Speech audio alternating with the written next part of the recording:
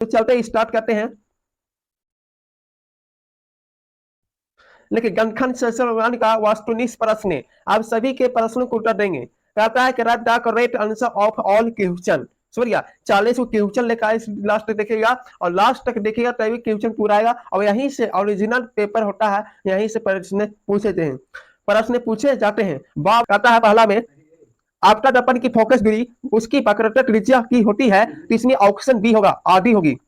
दूसरा क्वेश्चन कह रहा है लेंस लेंस की फोकस दूरी कम हो जाने से कौन सा दृष्टि दोष होता है, तो इसमें होगा ऑप्शन ए होगा निकट दृष्टि दोष। क्वेश्चन नंबर तीसरा कह रहा है लागू पठन के समय परिपथ में विद्युतधारा का मान है तो बहुत अधिक बह जाता है, ऑप्शन सी होगा।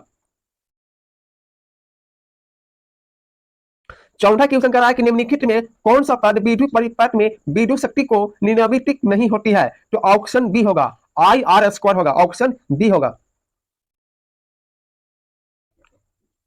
चलिए पांचवा क्वेश्चन कह रहा है अभिलंब लेंस की फोकस दूरी में परिवर्तन किया जाता है, परिवर्तन किया जाता है तो ऑप्शन सी होगा, करेक्ट आंसर ऑप्शन सी होगा। चलता है छठा क्वेश्चन कहता है कि विद्युत मोटर परिवर्तन करता है, विद्युत मोटर परिवर्तन करता है तो विद्युत ऊर्जा को यांत्रिक ऊर्जा में परिवर्तन करता है क्या, विद्युत ऊर्जा। तो विद्युत मोटर को विद्युत ऊर्जा को यांत्रिक ऊर्जा में परिवर्तन करता है, ऑप्शन बी होगा। नेक्स्ट में सातवां क्वेश्चन कह रहा है कि विद्युत बल्ब के फिलामेंट किस तत्व का उपयोग होता है, तो ऑप्शन होगा ए टंगस्टन, ऑप्शन ए होगा। आठवां क्वेश्चन कर रहा है एक साधारण पेज में कितने सतहों से घेरा होता है, तो ऑप्शन सी होगा 5 सतह से पेज में घेरा रहता है। चलते हैं क्वेश्चन नौवां कह रहा है कि प्रतिबिंब का आकार हमेशा वस्तु के बराबर है तो इसका दर्पण क्या होगा, तो नौवां का ऑप्शन सी होगा समतल दर्पण, ऑप्शन सी। चलते हैं 10वां क्वेश्चन कर रहा है कि विद्युतीय चुंबकीय प्रेरक की खोज किसने की थी, तो फैराडे ने की थी, ऑप्शन बी होगा। 11 के क्वेश्चन कह रहा है कि आकाश का रंग नीला क्यों प्रतीत होती है, तो प्रकाश के प्रकीर्णन के कारण होती है, ऑप्शन बी होगा। चलिए क्वेश्चन नंबर 12 का रहा है, ध्यान से सुनिएगा। 12 क्वेश्चन का रहा है कि समान नेत्र में अधिकतम कितनी दूरी तक वस्तु को स्पष्ट देख सकता हूं, तो अनंत देखेंगे। अगर दूरी न्यूटन कहेगा दूरी तक देखेंगे तो अनंत मारेंगे, अगर न्यूटन दूरी कहेगा तो 25 सेंटीमीटर मारेंगे, ऑप्शन सी होगा। क्योंकि यहाँ पे अधिकतम कितने दूरी तक हम वस्तु को स्पष्ट देख सकते हैं, तो अनंत देख सकते हैं, ऑप्शन डी होगा।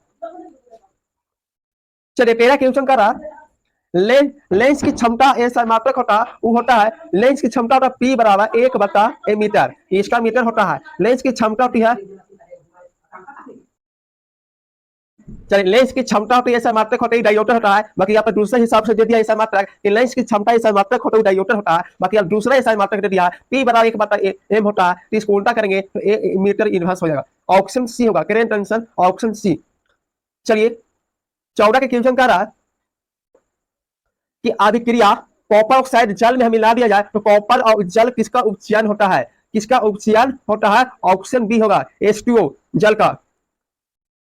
15 क्वेश्चन कर रहा है कि सोडियम की संयोजकता क्या है, तो सोडियम की संयोजकता होती है, सोडियम को संयोजकता निकालने के लिए सबसे आसान होता है कि सोडियम को परमाणु की संख्या कितनी होती है, तो 11 होती है। पहले कक्षा में 2 होती है, दूसरा कक्षा में होती है 8 होती है, 8 10 10 में कितना जोड़ दिया जाए कि 11 होगा, तो 1 होगा। तो सोडियम को बारीक कक्षा में सबसे बारीक कक्षा में उसी को बोला जाता है संयोजकता, तो संयोजकता कितना बच गया 1, ऑप्शन ए होगा, करेक्ट आंसर ऑप्शन ए होगा। चलिए कहता है कि 16 का कह रहा है कि एल्केन का समान सूत्र, अब एल्केन का समान सूत्र होता है ऑप्शन सी होगा CnH2n+2 होगा। और एल्काइन का सूत्र होता है कि CnH2n होगा, टी हो गया एल्काइन के सूत्र। और एल्किन के सूत्र होती है, चलिए 17 के क्वेश्चन कह रहा है कि उदासीन विलियम का पीएच मान क्या होगा, तो ऑप्शन सी होगा 60 के बराबर होता है, ऑप्शन सी होगा प्यारे दोस्तों। चलिए 18 का क्वेश्चन कह रहा है कि आवर्त सारणी में कितने वर्ग होते हैं, अब आवर्त सारणी में कितने वर्ग होते हैं, वो 18 होते हैं। अगर कह दिया जाए कि आवर्त सारणी में कितने आवर्त होते हैं, तो 8 होते हैं, 7 होते हैं। अगर कह रहा है कि आवर्त सारणी में कितने वर्ग होते हैं, तो 18, ऑप्शन डी मारेंगे। अगर कह दिया जाए कि आवर्त सारणी में कितने आवर्त होते हैं, तो 7 होगा, इसलिए कि डी होगा ऑप्शन। 19वां क्वेश्चन कर रहा है कि कौन सा धातु विद्युत का सुचालक होता है, ऑप्शन डी होगा, करेक्ट आंसर ग्रेफाइट। चलिए 20वां क्वेश्चन कर रहा है कि कार्बन क्या है, बहुत मार्क प्रश्न पूछे जाते हैं कि कार्बन क्या है, तो कार्बन एक अधातु है, ऑप्शन बी होगा। चलिए 21वां क्वेश्चन करा है, लीम में से कौन डुबल अम्ल है? तो डुबल अम्ल है, ऑप्शन डी होगा, ऑप्शन डी होगा।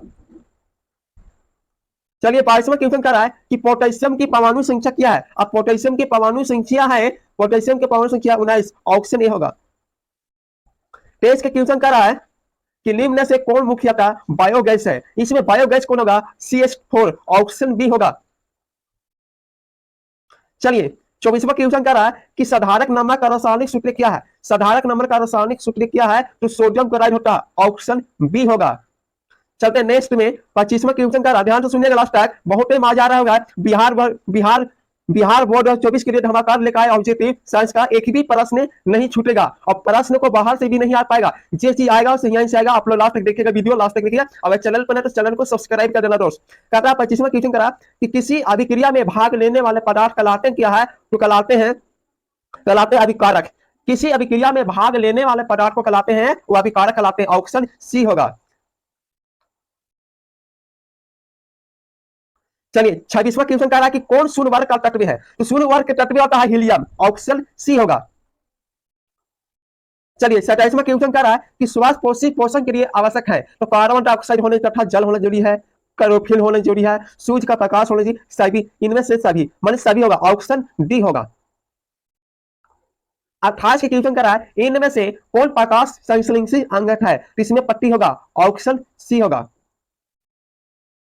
कहता है कि 29 के क्वेश्चन कर रहा है कि मनुष्य के शरीर की सबसे बड़ी ग्रंथि है, ये हो गई यकृत, ऑप्शन ए होगा।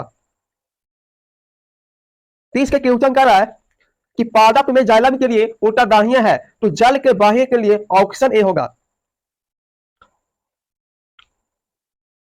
चलिए 31वां क्वेश्चन कर रहा है कि एक कोशिकीय सवालों में जल का परिवहन होता है, वो विसरण के द्वारा होता है, ऑप्शन सी होगा। 32 का कह रहा है कि मछली के हृदय में कोष्ठों की संख्या कितनी होती है? तो 2 होती है, ऑप्शन ए होगा।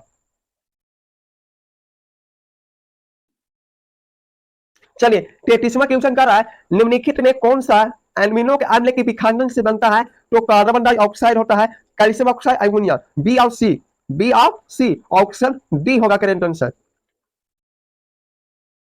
चलिए 34 बहुत क्वेश्चन पूछ गया है, बिहार बोर्ड 24 में प्रश्न यहीं से आएगा, आप लोग लास्ट तक देखिए। आपको ऑक्सीजन है क्या? ऑप्शन ए होगा, एक हार्मो होता है, ऑप्शन क्या है? एक हार्मो होता है, ऑप्शन ए होगा। चलिए 35वां क्वेश्चन करें।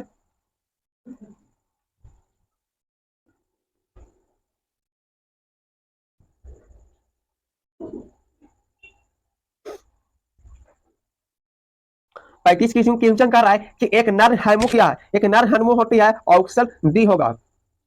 चलिए 36 के क्वेश्चन देखेंगे, इनमें से कौन अलैंगिक जलन की विधि है? अलैंगिक विधि के जलन कौन है? इसमें ऑप्शन विखंडन होगा, मुक्लन होगा, द्विखंड होगा, क्योंकि अलैंगिक जलन की विधि है, विखंडन भी हो सकता है, मुक्लन भी हो सकता है और द्विखंडन भी हो सकता है, इनमें सभी, ऑप्शन डी होगा। चलिए 37 के क्वेश्चन देखेंगे, 37 के क्वेश्चन देखेंगे कि पराकोष्ठ में होते हैं, तो पराकोष्ठ में होते हैं, ऑप्शन डी होगा।